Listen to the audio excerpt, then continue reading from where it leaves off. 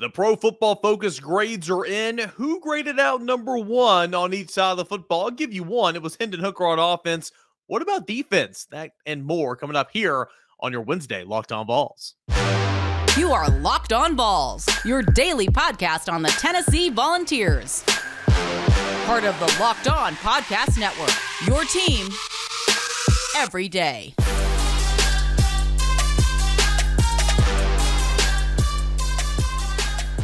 What is up, everybody? Welcome into it. This is your Wednesday edition of Locked On Vols, and I'm your host, Eric Kane, @_Kaner on Twitter and at Locked On Vols, your go-to Tennessee Volunteers podcast each and every day. The part of the Locked On Podcast Network, your team every single day. I want to make a quick, thank you note to our friends over at LinkedIn for being a part of making this episode possible. The official college football recruiting sponsor across the Locked On College Network. LinkedIn Jobs helps you find the candidates that you want to talk to faster. Post your job for free at linkedin.com/LockedOnCollege. Terms and conditions, of course, always apply there. We got a fun show coming up here today. We're going to get into the Pro Football Focus grades from the Ball State game. I know typically we're thinking of we're thinking of Pittsburgh by now, but just kind of the way we formatted the show, we got Twitter Tuesday on Tuesday, of course, and then our main reaction from the games on Mondays throughout football season. So typically Wednesday is kind of where we do it. But you guys were big fans of it last season. And if you're new to the show and you like Pro Football Focus and want to hear more of it, please let me know. If not, you can let me know as well. I will say this big disclaimer, Pro Football Focus, it's something, it's not everything. Okay. So when I read off these grades and kind of go through the stats and all that, they don't know the coverage is called. They don't know. I mean, they can, see it a lot of the times. They don't know the personnel that's in there. They don't know the exact assignments and everything. They don't know the plays that are called. So again, it's not everything, but it's something. It gives you kind of a good gauge. I use it for snap counts and, players against the pass, against the rush, missed tackles, stuff like that. So we're going to get into that. And, the grading scale is a little bit funky, just a little bit. So, well, I guess in a sense, it kind of looks like a normal grading scale in terms of, getting an A, B, C, or D or whatever. Below 50 is considered a backup. Okay. 50 to 59 is a below average starter. I guess this is where it's kind of funky. 60 to 69 is an average starter. So if you're an average football starter, okay, your grade's going to come in between 60 and 69 per Pro Football Focus. Above average starter is 70 to 79. Very good is 80 to 89, and 90 to 99 is considered elite. So that's kind of what you have to go off there. But 60 to 69 is an average starting grade per the Pro Football Focus. All right, with that being said, let's go ahead and get into it. We'll talk about the offense here in segment number one. And leading the way right at the top is Hendon Hooker. Hendon Hooker graded out at an 80.1 on the 80.1 in the game against Ball State. He was on the field for 59 total snaps in this football game. And when you break down kind of his charts and look at where he was good, outside to the left, 20 plus yards down the field, he was 0 for 1. Middle between the numbers, 20 yards down the field, he was 1 for 3 with a touchdown.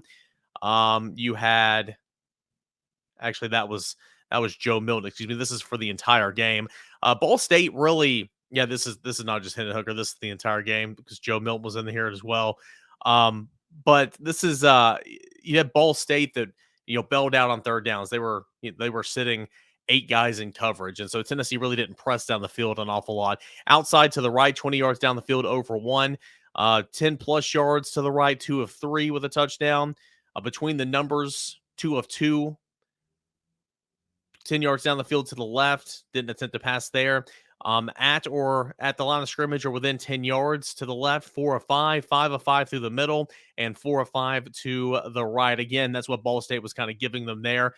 For the game, Ball State, again, didn't pressure a whole lot. Tennessee kept its quarterbacks clean on 96.3% of dropbacks. They were under pressure for 3.7% of the time, not blitzed for 96.3% of the time. And Tennessee, again, did really, really good against Ball State in that regard. But on back to the offensive grades, Hendon Hooker was at the top. Again, he played 59 snaps, graded out at 80.1 on the day. I'm going to kind of go in order here from quarterbacks to running backs and all that. Jabari Small had the 8th highest offensive grade. He was on the field for 33 snaps and graded out at 69.9. So again, that is a very well, that's almost into the above average starter. If you're looking at Jabari Small, Jalen Wright, 73.1, that is considered an above average starter. 26 snaps, he graded out 4th highest on the offensive end. Tight end, Princeton Fant, 47.7%, not a very good grade. 41 is where he graded out in terms of on the offensive side of the football for Tennessee. So not a good grade at all over 34 snaps. But again, Princeton Fant played a pretty decent ball game. There were no complaints from Princeton Fant. So again, that's just kind of one example of why it's something, it's not everything. Though I do remember a couple of plays. Fant had a drop that could have been a first down. Fant missed a kick-out block on one of Hendon Hooker's touchdown runs on that re-keep. So some things that do stick out, but again, it's not everything. Jacob Warren, the 8th highest offensive grade, 69.9%. That's nearly an above average starter. 33 snaps did Jacob Warren play. You've got Cedric Tillman, who had the 12th highest offensive grade, 47 snaps on the day, 68.7. Brew McCoy, 14th highest offensive grade, 46 snaps, 68.1% was his grade.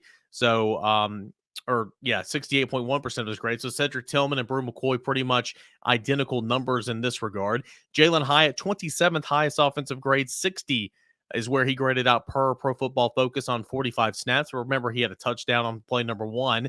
Gerald Mincey had a good game, according to Pro Football Focus. 7th highest offensive grade, 70.1 on 47 snaps. We compare that to J.J. Crawford, who had 35 snaps.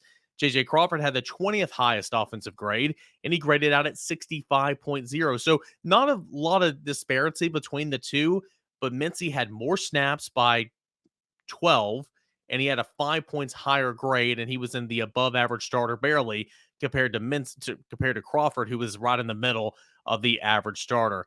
Jerome Carvin, interesting. 40th highest grade on the offensive end on the game. He had 48 snaps totaled against Ball State. 49.6% was Jerome Carvin's grade. Cooper May, 68.2% was his grade, 13th highest offensive grade. He was on the field for 59 snaps. Javonte Spraggins, a good game for Javonte Spraggins. Pro Football Focus did not like Javonte Spraggins a season ago. 69.8% of the snaps, 69.8% was his grade, so almost in that above average starter category. 59 snaps, he had the 10th highest offensive grade. And then you had Darnell Wright, 63.4% was his grade, 59 offensive snaps, and he came in 23rd highest on the offensive end. But overall, again, in a blowout, you had a ton of guys who played. Some guys I didn't even mention that had, pretty decently high, grades that played a lot. Jackson Lampley graded out at 71.7% on 23 snaps. That's a pretty good, healthy size there playing in reserve. You had Ramel Keaton, who I didn't mention, 31 snaps, graded out at 69.7%. That was 11th highest on the team. Jimmy Holiday graded out at 67.1% on 27 snaps. That was 15th highest on offense. Ollie Lane, 67.1%, 34 snaps, and that was 15th highest. Squirrel White, 66.7% on 15 snaps. That was 17th highest on the offensive end. Dane Davis, 26 snaps, 63.9% was his grade, and 21st on the offensive end. And then finally, we'll conclude here with Joe Milton, 63.5% on 23 snaps.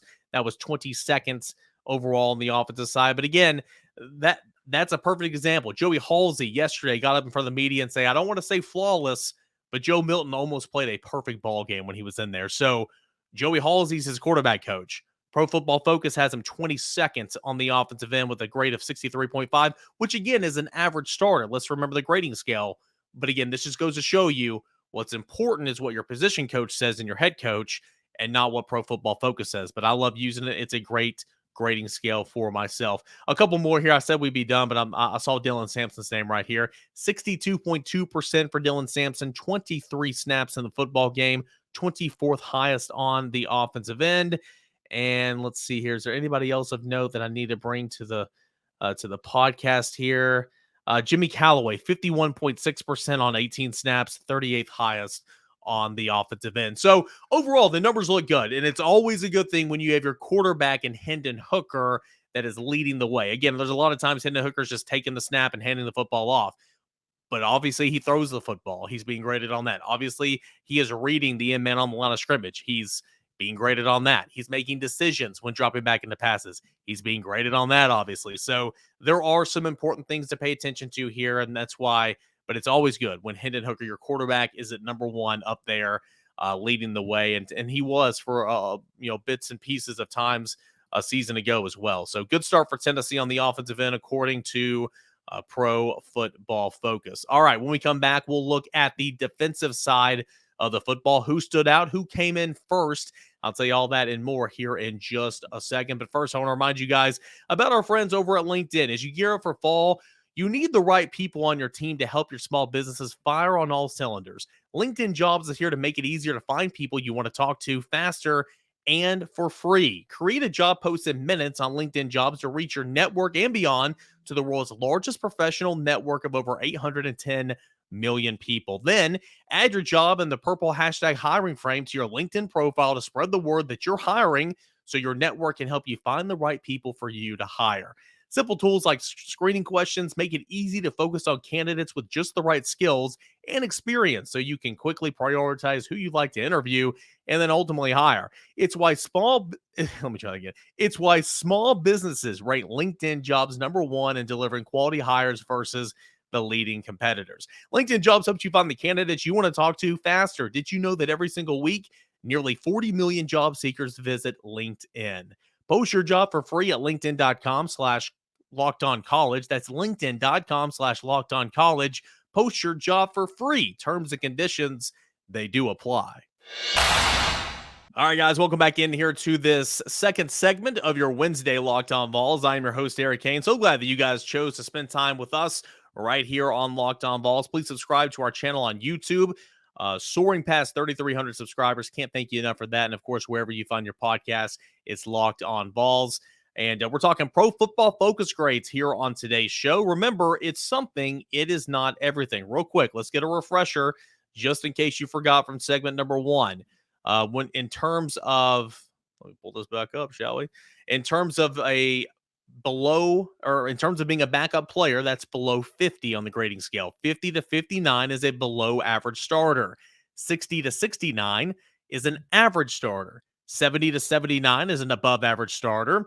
And 80 to 89 is very good, while 90 to 99 is considered elite per the Pro Football Focus grading scale. So on that note, who graded out number one on the defensive side of the football for Tennessee? Well, it's a guy that I've been really, really high on, and I think you guys want to see more of. Cornerback Kamal Hadden. Kamal Hadden, 16 total reps, so he didn't play an awful lot. Graded out at 88.3% on the day. And again, that was tops on the side for Tennessee on the defensive side of the football. So that's really, really good. I expect Kamal Hadden to play more football. Again, he missed most of training camp. So I think that if he was healthy, he might have been starting at one of those cornerback spots, probably where Christian Charles started. But potentially the more he gets healthier, depending on how Burrell and Christian Charles do, I fully expect him to be pushed into a starting role pretty soon. But you're going to see that snap count go up for Kamal Hadden, a guy that, as Tim Banks said, and my phone won't stop vibrating, a guy that Tim Banks said on Tuesday just still hadn't played a whole lot of football throughout his career. But number one on the charts on defense was Kamal Hadden. Let's go back now in order of position by position.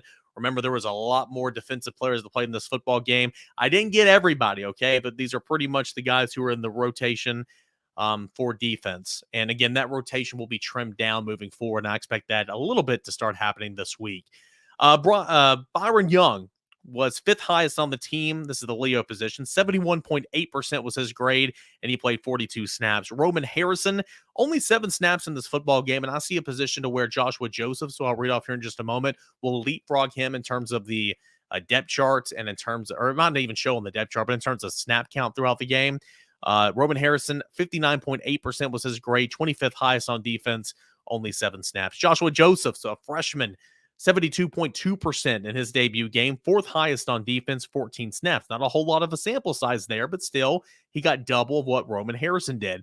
And then James Pierce, 8 snaps on the game, 63.5%, graded out 18th highest on the defensive side of the football. We'll move to the defensive tackle position. Amari Thomas, 10th highest grade. It's 66.7%. He graded out that in 37 snaps. And it looks like as far as the defensive lineman, he had the highest snap count outside of Byron Young. He had the highest snap count in the front seven outside of Byron Young and Jeremy Banks and Aaron Beasley. So he played an awful lot of football. I expect that to be the case moving forward.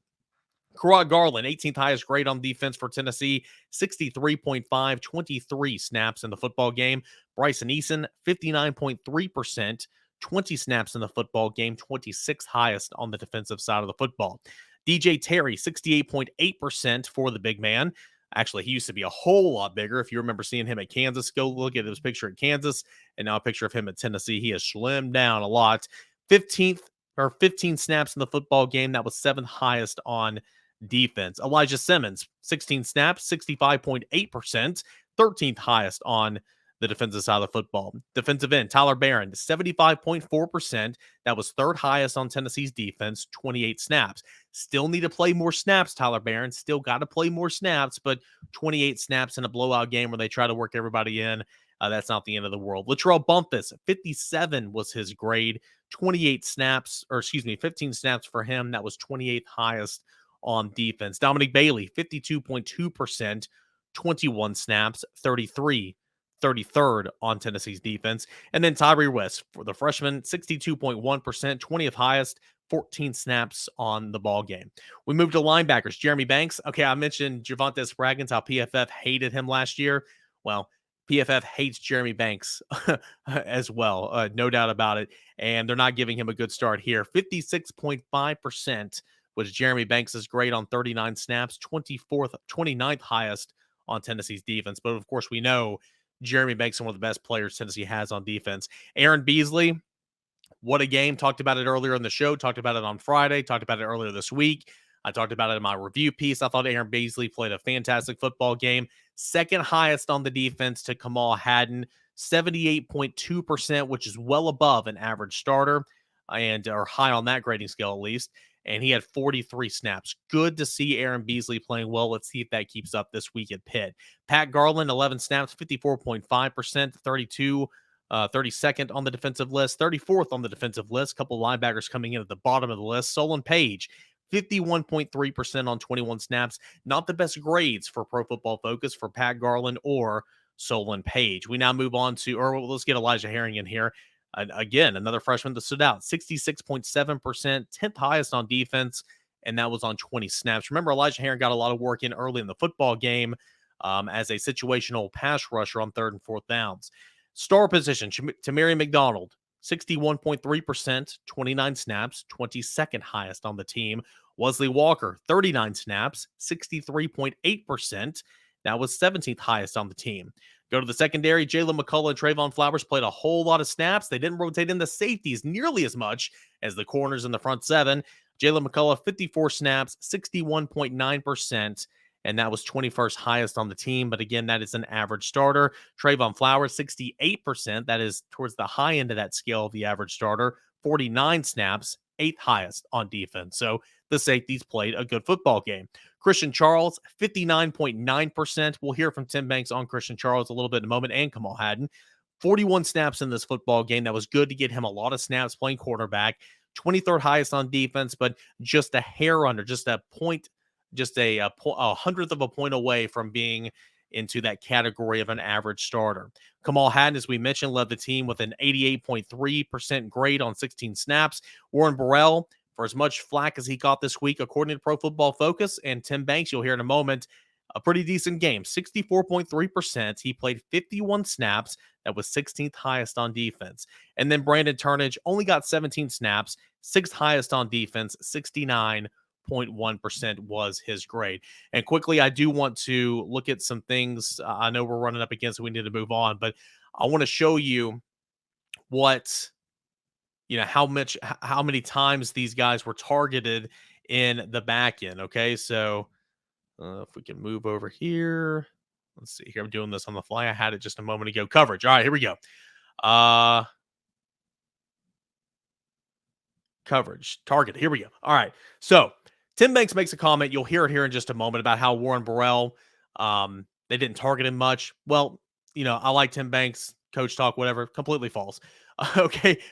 Warren Burrell was targeted 11 times in that football game. He allowed 6 receptions. That's a reception percentage of 54.5, okay, and 47 yards, no touchdowns, okay? So he was targeted 11 times in this football game.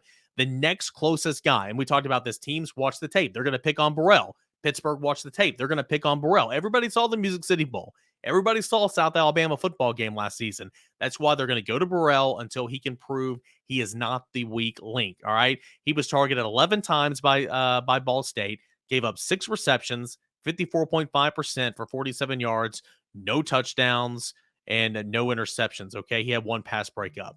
This is according to Pro Football Focus. The next closest in terms of guys being targeted was, you got 4 from Kamal Hadden, who gave up 1 reception, 3 from Jalen McCullough, who gave up 2 receptions, 4 from Christian Charles, who gave up 4 receptions. That's more alarming if you want to, if you're being serious about it. Only gave up 30 yards, though, but still, targeted 4 times, gave up 4 catches. A lot of times you're given a cushion. I get it.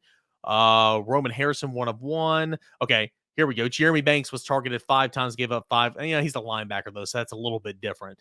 But just going to show you, Warren Burrell, further proof that he's the weakest link right now, and teams are going to pick on him. 11 targets in this football game. The next closest was 5.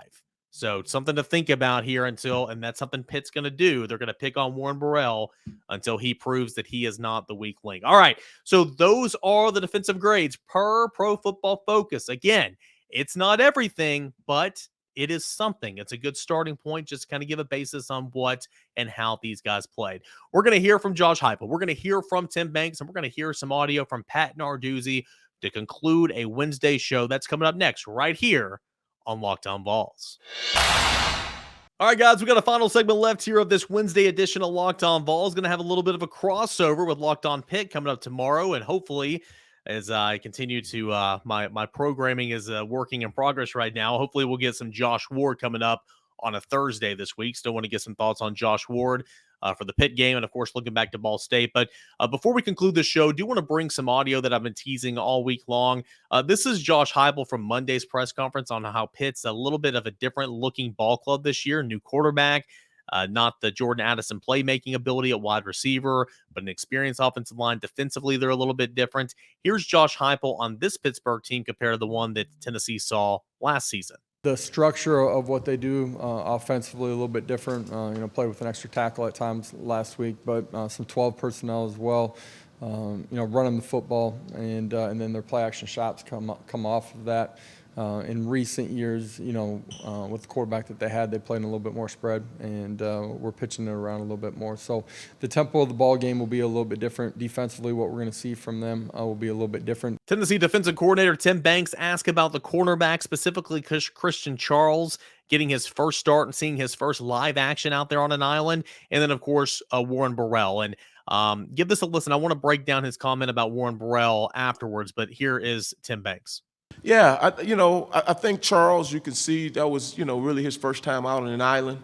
I think it was, once the game started to settle down, or he started to settle down within the game, I thought he started to play better. He's a tremendous athlete, as we've already, documented. But obviously playing corners new for him. He's getting better. I thought by the end of the game, I thought he was really comfortable in what we were asking him to do.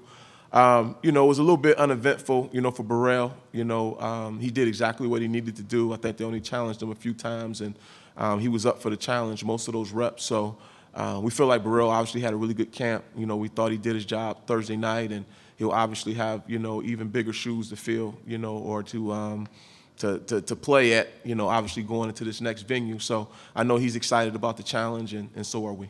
Yeah, I thought that was important, as he mentioned Christian Charles getting a lot of reps, learning how to play cornerback. But for Warren Burrell, the word he used, uneventful. That's not bad. That's not necessarily great. He did his job. He was backing up Warren Burrell right there.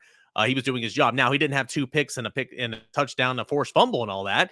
But uneventful means you didn't get beat deep, didn't give up any touchdowns. He was doing his job. Let's see if you can go from uneventful to eventful, but in a good way, against Pittsburgh. Tim Banks again on the pass rush. A lot of talk this week, by myself included. No sacks, only 2 TFLs. Tim Banks, what did you think of the pass rush against Ball State?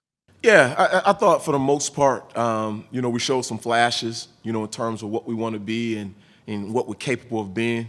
I thought those guys did a good job, obviously, getting rid of the ball quickly. But when he held it, I thought we applied some pressure. Was it perfect? Absolutely not. But I thought for the most part, those guys did a good job, of executing what we asked them to execute. So to answer your question, yeah, I felt fine, coming out of the game in terms of what was out there and the opportunities we had. That was Tennessee defensive coordinator Tim Banks. Now, on The Nation, the Ball Network production of The Nation every Sunday night, you can hear it here locally in Knoxville on The Sports Animal, and, of course, around the states on Sunday nights. I think it's at 6 o'clock Eastern time. Pat Narduzzi, Pitt head coach, joined the show with Austin Price and Chris Lowe. Ask about Hendon Hooker. What is he seeing in Hendon Hooker this year? And keep in mind, this is a guy, and I think that he's going to remind you here in this audio, this is a guy that he's seen a whole lot of dating back to his days at Virginia Tech. Here's Pat Narduzzi on Tennessee's quarterback, Hendon Hooker. He just looks so much more comfortable. I mean, I think he's throwing the ball a lot more accurate. He's just comfortable pocket. He's the starter. I mean, he's been the starter really since we played last year when Joe Milton was the guy, to open the game up. So, I mean, I just think I see a very composed. I think I see relaxed. I think a good decision maker. I mean, and again, it's not just, 1 year we faced, Hooker. We faced him for all his years at Virginia Tech as well. So it's like, does this guy ever graduate? I mean, I think he should have graduated and left for the NFL already. Obviously, the calling card of Josh Heupel in this Tennessee offense is the tempo. How fast is Tennessee right now? Pat Narduzzi with some good stats and some high praise. Here's Pat Narduzzi. They are faster than anybody in the country. 75% of their snaps last week. Put it this way, this is how much faster they are. And again, you look at, I think Hooker was in for 61 plays, and 75% of their offense this year, they're snapping the ball under 14 seconds. So last year in the breakdowns we had, I think 56% of their or offensive plays were within 14 seconds or less. So they've added a lot more plays. The kids are comfortable in their offense. They know what they're doing. They can go faster. So we're just going to see a faster tempo, the entire game now. 75% of it at least, and I'm sure third downs are slowing it down. I haven't dug deep into that yet, but when they want to get a perfect play, they're going to look to the sideline and get their third down calls, and they don't want to rush, those money downs. Faster than anyone in the country. We already knew that, but also the stats he threw out right there. I mean, that's just from one game, but still, you go from 51 on percentage to 71% with Hooker in the ball game. That's scooting right now from 1 year to the next. Pat Narduzzi also on what he learned from his team in the backyard brawl, escaping with a 38-31 win over West Virginia. Not a happy camper here from Pat Narduzzi. Give this a listen. Right now I don't like anything. To let you know after Tennessee, I wasn't very happy.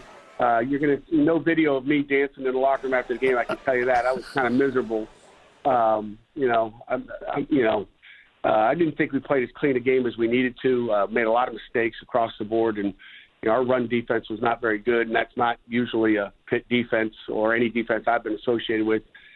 So we got a lot of things to clean up, but it's a work in progress for sure. At the end of the day, that's just him. That's a defensive coordinator being a head coach, and he's upset that his team gave up 31 points. It kind of is what it is. I get it. But he does draw praise to his team in this regard, backs up against the wall, learning how to deal with adversity. Here's Pat Narduzzi actually giving praise to his team from their performance in the backyard brawl. Said we were in a brawl. We were in a fight to the end. And you find out how you guys are going to handle adversity. I think that's the first thing. What's going to happen when things aren't going your way? We have a blocked punt that sets the ball up on the 5-yard line. I mean, there was just some things that happened in that game. It was a seesaw game, back and forth, and our kids just hung in all the way to the end. And that's something you find out about your football team, how resilient they are.